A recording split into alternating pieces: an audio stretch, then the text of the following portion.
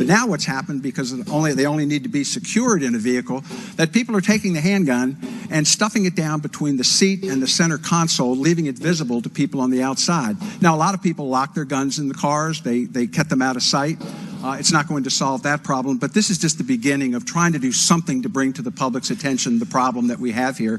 Just to give you some of the latest things, and I think one of the gentlemen from the other side of the aisle has pointed out that there's really differences in statistics on this.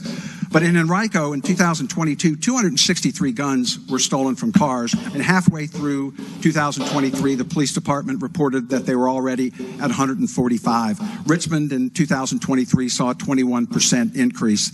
Over a 4-year period from, I think, 18, 19, 20, 21, in the Central Virginia area of Campbell, Bedford, Lynchburg, Danville, it was 1,369 guns stolen.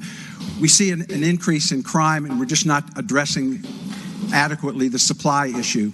You know, we're doing all kinds of things with Project Exile and any number of addresses to deal with offenders, and that's fine. But we have to deal with this supply issue, and it is a significant problem. I believe one of the gentlemen pointed out that it was 2,983 statewide. It's about 75,000 yearly in the United States. Let's take a small step here, Madam President, to address this problem, get it to the public's attention through a state law here. I've tried not to criminalize this. We're going with a light touch here, but let's get started in trying to solve this problem that's putting the guns in the hands of young people here in the Commonwealth of Virginia. And we cannot have our vehicles here in the Commonwealth act as vending machines for firearms. What if you leave your pocketbook in your car, or your phone in your car, or your computer in your car, or anything of value in your car? They then break into your car, take the thing of value, sell it on the street, take that money, and then buy a firearm to commit worse crimes. We have to stop it at the beginning, and that is by stopping people who are breaking into cars. I ask that you vote against this bill. That responsible gun owners ought to get in the habit of putting their gun in the glove box, or their gun box, whatever they want to call it, put it in the glove box every time they get out of their car, and just make it a habit. It's a good habit. It's a responsible habit. It's a way to responsibly treat your weapon.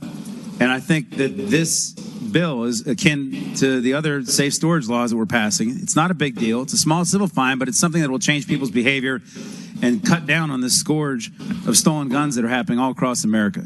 You know, what we're doing here is we're penalizing the victims.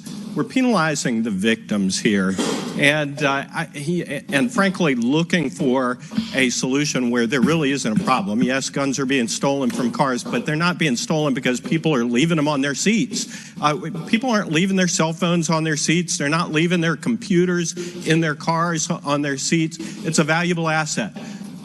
Anybody is going to know and understand, if I leave or has a gun, if I have it, I'm not going to leave it on the seat in my car because somebody's going to break my window and steal it. It's an invitation to break my window and steal it.